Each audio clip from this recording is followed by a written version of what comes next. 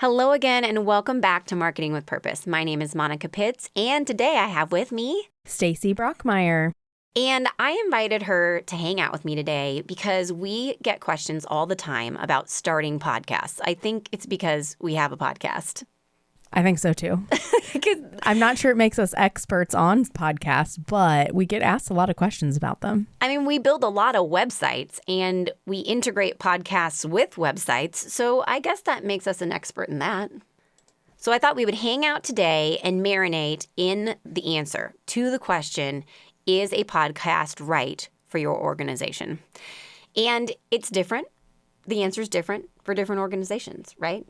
So first, maybe we can talk through what the atmosphere for podcasting looks like how many podcasts are there? What's the competition out there? Then we're going to give you a few questions that you can ask yourself to solidify your decision. Is a podcast right for you? And then last but not least, we're going to give you some ideas because Stacy and I are ideas people. We love coming up with ideas. And so we want to empower you to come up with some fun ideas that might work for a podcast for your organization. And here's the deal. If you answer the questions and you're like, hey, a podcast is not right for me, still stick with us for those ideas because you can use these ideas in your social media. You can use it in your newsletters. You can use it on your blog. These are ideas that work everywhere in your regular recurring marketing. They do not just belong on a podcast. Podcasting is just a medium to distribute your regular content. Okay, folks? Yeah, I think I told you everything we're going to do now. So let's get to business.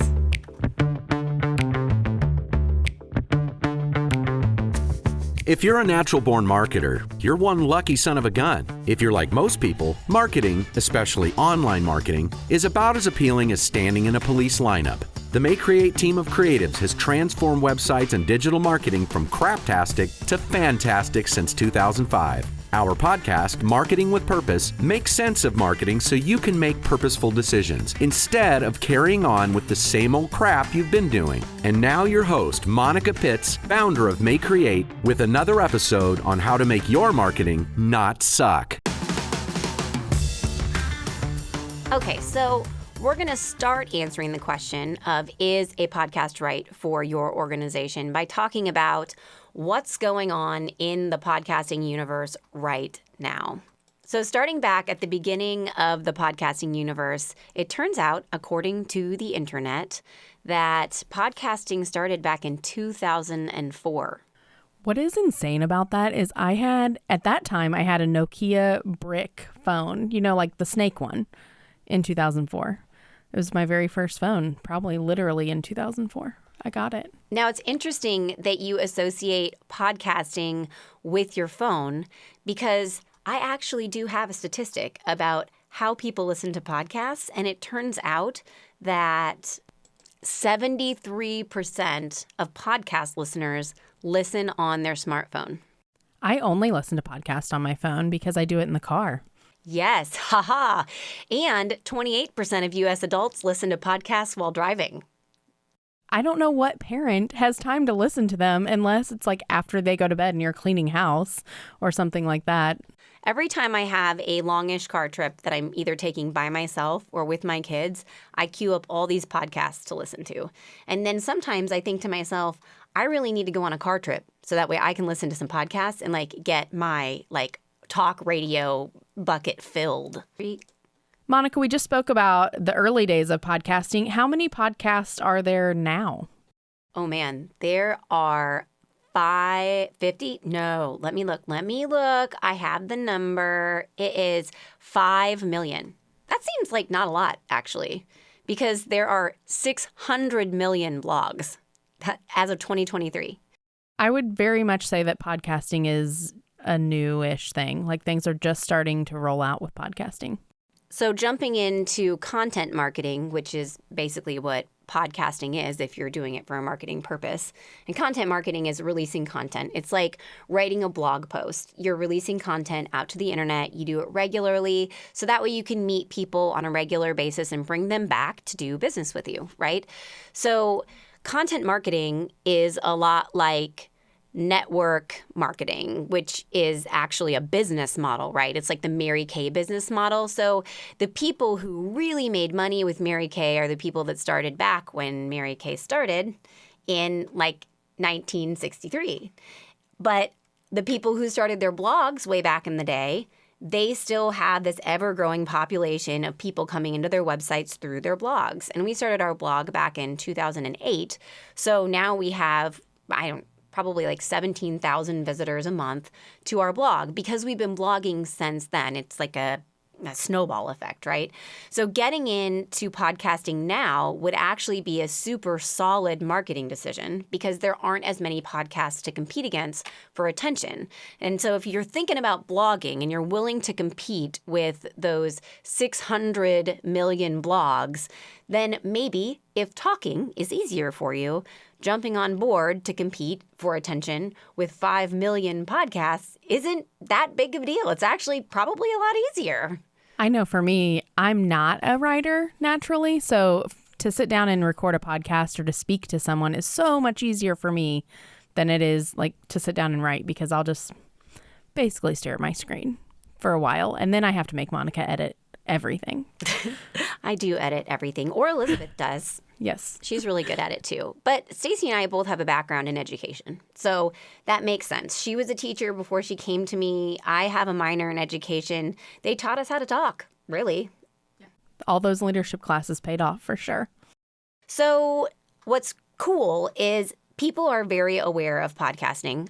I think that you probably would not be asking yourself the question, should my organization be podcasting, if you weren't aware of it, right? In a recent survey completed by Statista, do you think that's how you say it, or do you think it's Statista? Statista sounds a little bit like a medication. Or it might sound like I just used the Spanish pronunciation of it. Yeah. Which would make sense because I am way better at pronouncing things in Spanish, like by reading them, than I am in English. Well, it's because they only have one sound. Oh, I don't know. Some things have more than one sound, but yes, it is way more straightforward. And we just talked about this. I learned Spanish as an adult. And so since I learned it as a second language, I feel like I was better able to understand it as a conceptual whole, but we learn our native language as kids, and we learn it with our own accents. And so as I'm trying to teach my kids how to spell things, they're like, but that's not how we say crayon. That's not how we say milk.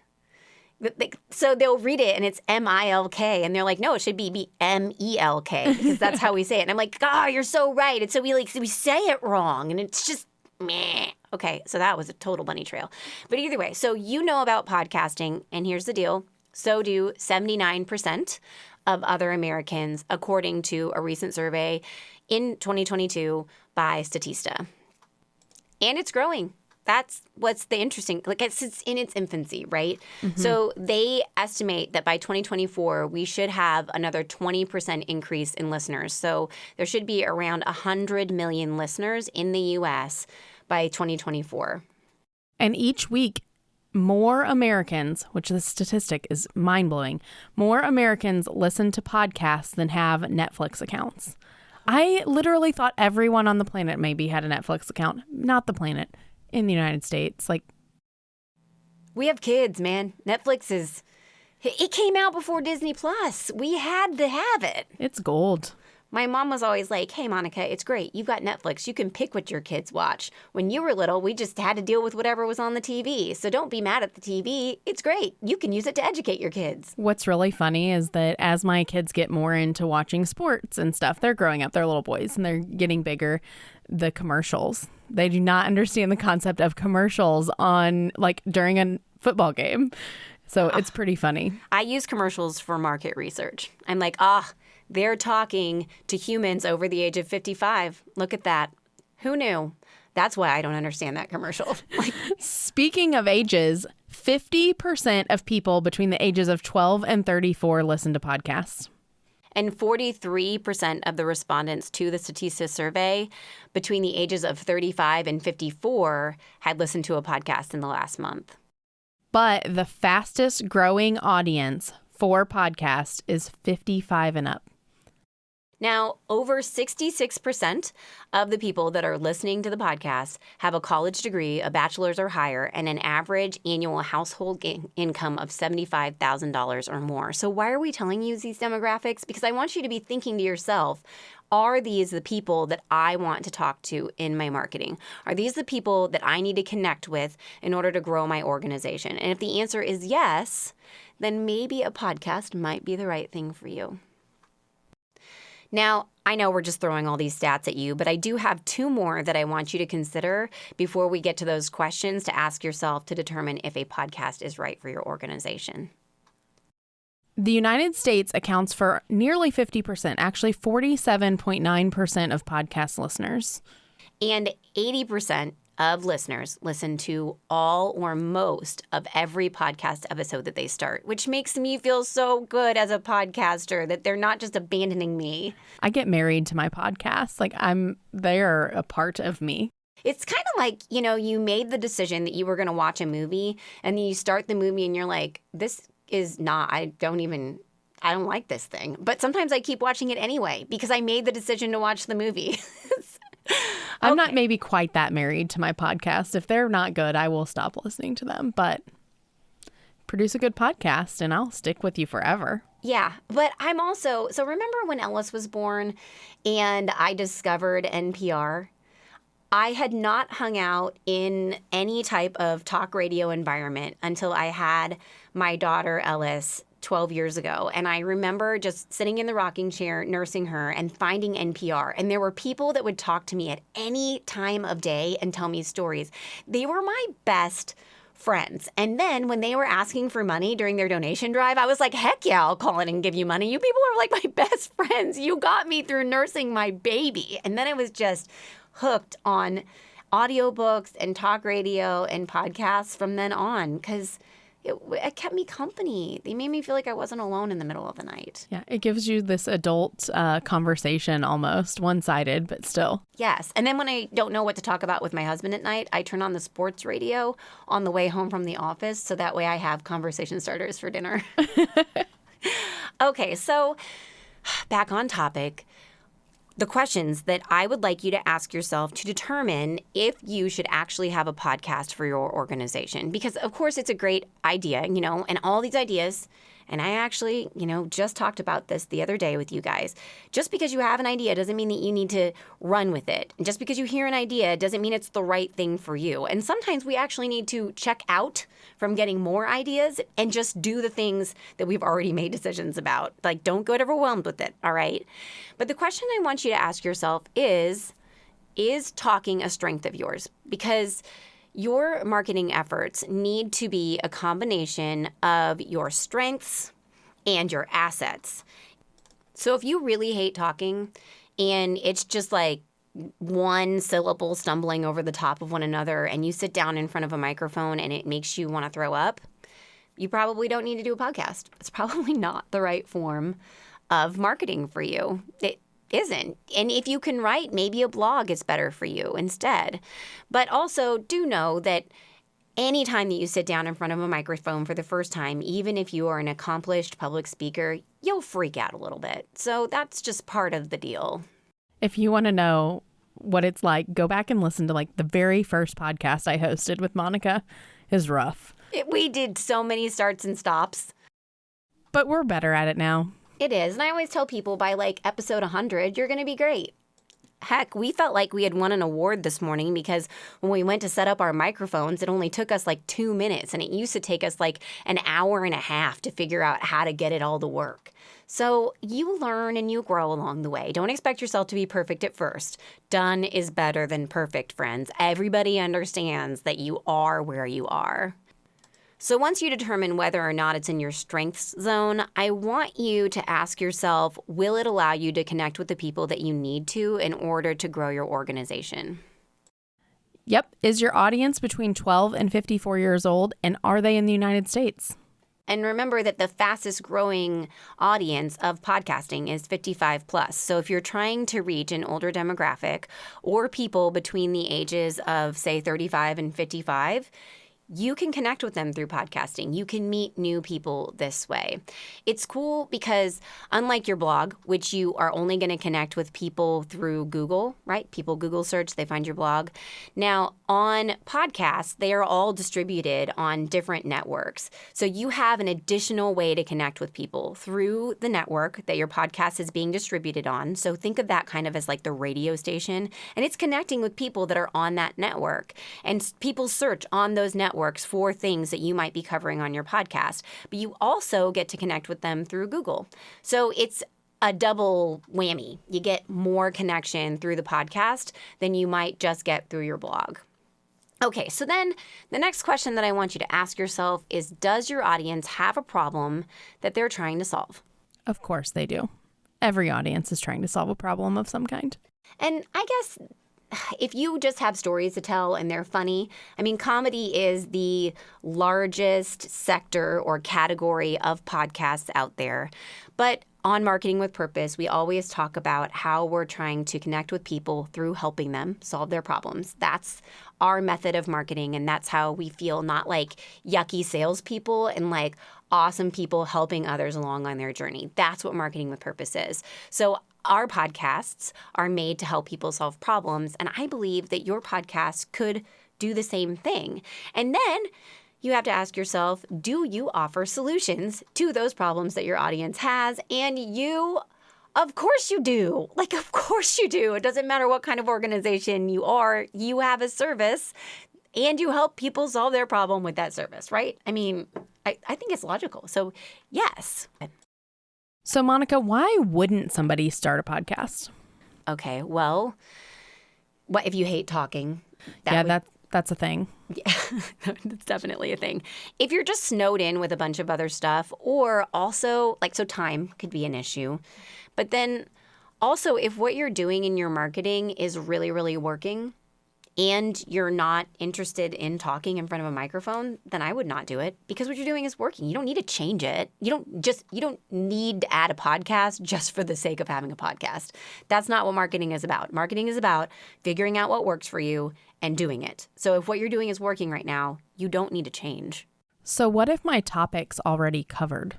Oh, well, that's okay. Because you're going to cover it in a different way, and you're going to use different words, tell different stories that are going to connect with people.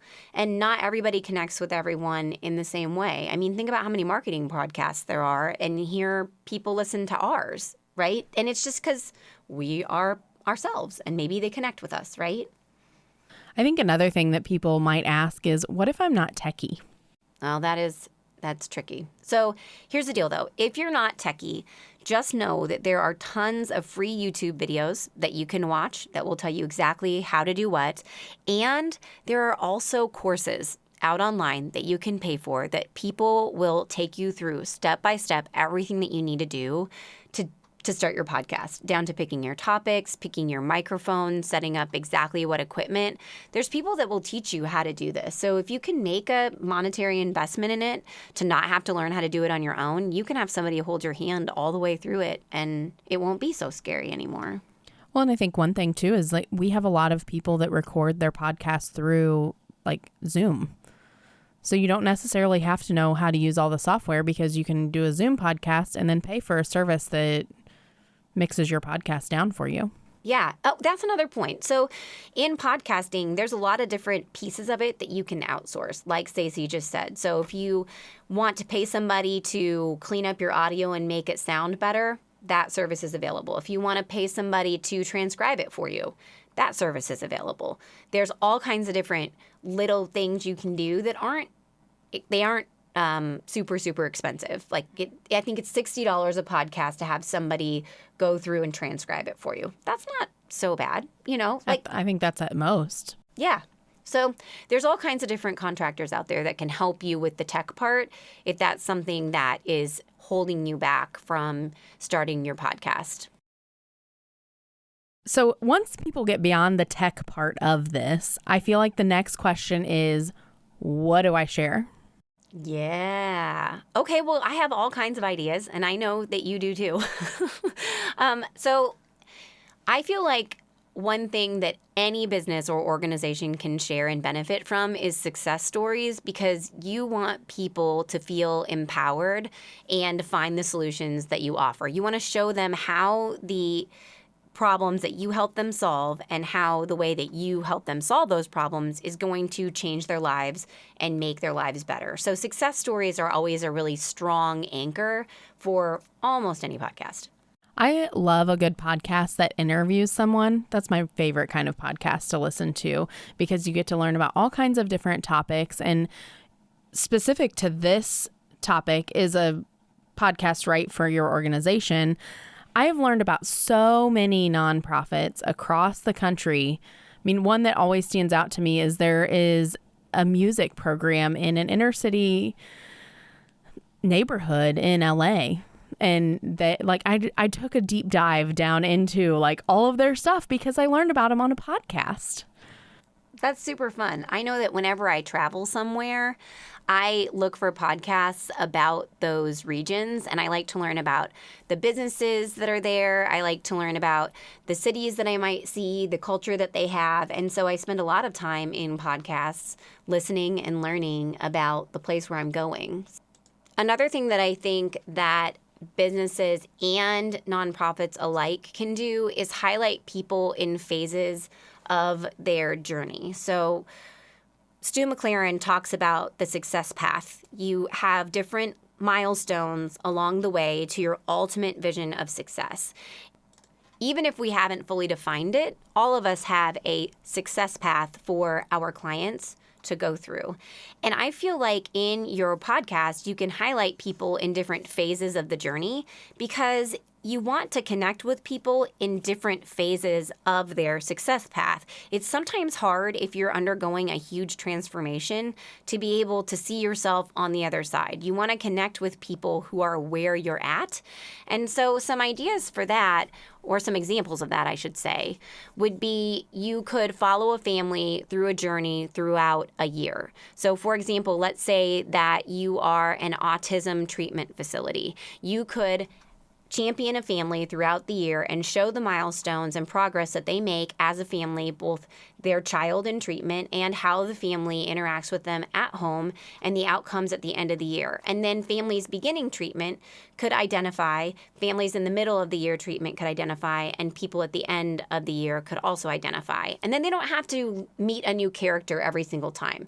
They can connect with a family as they go through the journey throughout the year, and that would be really fun. Another example would be if you were a women's center and you have women coming from a bad situation at home and coming into your shelter. There's different phases of success that those individuals are going to go through that your organization is going to help them through. So think through what those phases might be, and then see if you could find ways that are non-obtrusive and safe, right, to share the different parts of the journey, because it would be really difficult imagining myself coming from this bad home situation all the way through to I'm an independent person, I'm not threatened anymore, I am paying my own rent, and I have a job, and I'm a successful person in my own eyes from where I'm at today. So instead, you can show those little successes along the way, and then they can identify with someone in each phase of their journey, because you don't want them to get discouraged. You want them to keep going. And sometimes we need to show those small wins to make sure that people can attach to that small win as much as to the big win and keep going through it. Another idea that we had was to interview experts.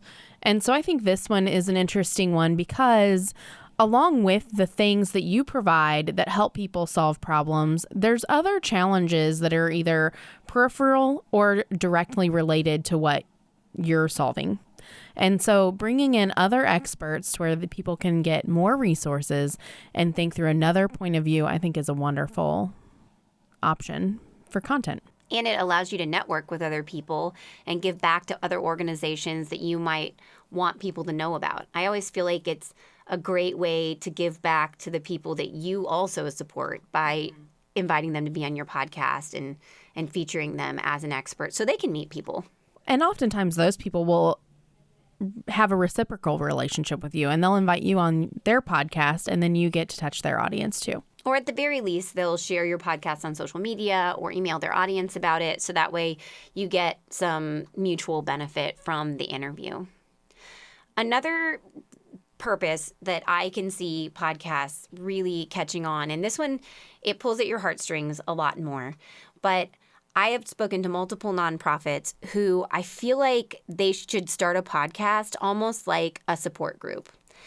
Sometimes going to support groups is, well, you have to make the decision that you're going to show up and be there in person. And that is a big step. It's a scary step. It's like physically admitting and being willing to show up and show people your face to say, I'm going through this. And when you put it in a podcast, you can reach those people who are going through it and need a support group, and they are not willing to take that step yet. So you can connect them with people who are going through the same challenges that they're going through and help them understand that they're not alone.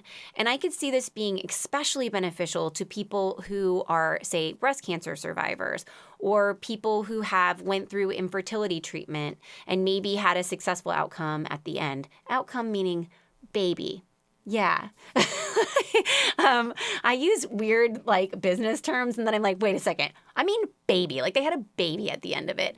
So I like the letting them know that they're not alone. But I do feel like if these stories are rooted in a light at the end of the tunnel, they went through this, and then at the end of their journey, the outcome was successful. That's the type of stories I feel like we should share, because we want to let people know that, hey, I went through this too, and now I'm okay. And that's... Things are hard, and we made it through. Now, if you are an arts or culture organization, you might consider sharing your history. I have thought it would be so fun to go interview, I call them the old timers that hang out down at the coffee shop or at the McDonald's every morning, and just ask them, hey, what was this town like back in the day? I think you could also interview local artists and talk to them, just spur a discussion about different types of art, or even the journey that your community has gone through from an arts perspective. You could even talk about, hey, we put up this huge statue in the downtown area. What did that look like? What was the process? So you're just telling a story about your community and allowing people to rally around it and find community through that conversation. Now, when we started this, right, we asked you, could you help people solve their problems? Like, is that something that you do? And we haven't even addressed that yet. And I think that that is probably the biggest cornerstone for our podcast. Monica, I know personally you, through having Quimby, listened to a lot of dog training podcasts. Oh my goodness, you have no idea. Because Quimby's a small dog, and I've only had big dogs. And I was freaked out about getting a small dog because I didn't want to have a crazy yapping creature that was trying to dominate everybody in my house. And I thought maybe it was just the dogs. And it turned out through listening to 4 hours worth of podcasts, I realized that it was actually the humans. I know we've both listened to a million parenting podcasts because we like to be progressive in our parenting and think about how we are doing it and try to do it better every day. So definitely some problem solving there.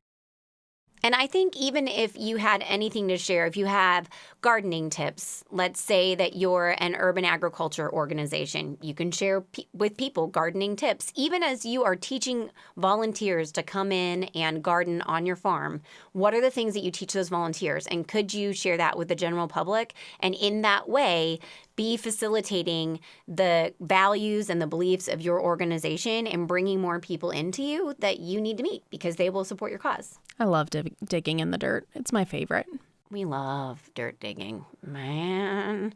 So many plants between Stacy and I. See, I grow things you can't eat, and Stacy grows things that you can eat. That's the difference between our gardens. So many things you can eat. I'm so excited. It's like almost time.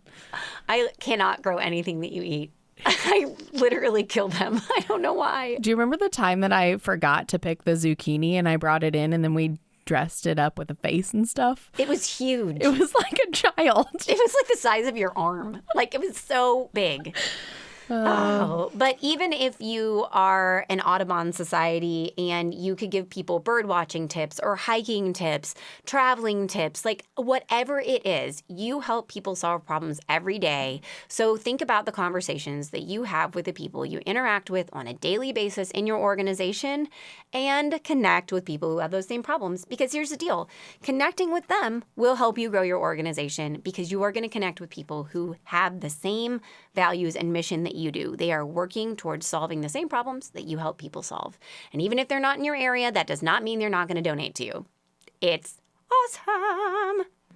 Okay, so those were our suggestions for you. Stacy, before we close, do you have anything else you want to tell these folks about podcasting? I think just remember what Monica said. Podcasting is not for everybody, but you can reach a lot of people through podcasting. And if you start one now, you're getting in the infancy of podcasting, and you can make a real impact if it is right for you. Because everybody and every organization, I shouldn't say everybody, every organization should be publishing some type of recurring content, whether it's a blog or your social media content or a podcast, whatever it is, you need to consistently be publishing content for your audience to draw people in. And maybe a podcast is right for you. Hopefully, by listening to this episode and asking yourself these questions, hearing these statistics, and also the inspirational ideas that Stacy and I came up with, you can potentially see yourself podcasting, or you've ruled it out. And hey, no is a decision. I like no. I like definite decisions. They make me so happy. Okay, friends. Well, if you enjoyed this podcast or if you learned a thing or two, consider leaving us a review because that helps us meet more individuals and organizations just like you and help them learn to market with purpose. So thank you so much for listening, and until next time, go forth and market with purpose. Thanks again for listening to Marketing with Purpose. Head over to mayecreate.com, MAYECREATE.com. Yeah, you heard me right, MAYE create.com for podcast notes and more resources to grow your business. Don't let your marketing suck. Get your pride on. Market with purpose.